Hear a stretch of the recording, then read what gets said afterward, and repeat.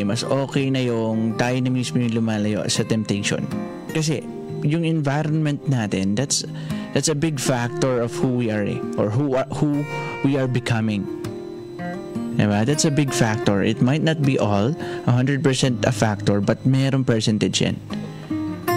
So kung palagi mong kasama is yung tao na kagaya nun, na alam mo naman na hindi maganda yung ginagawa, unconsciously nagiging ganun ka na dahil meron minsan mga temptation na hindi mo maiwasan o merong mga hindi ka napapansin na na-adapt mo na pala just because ito yung palagi mong kasama eh.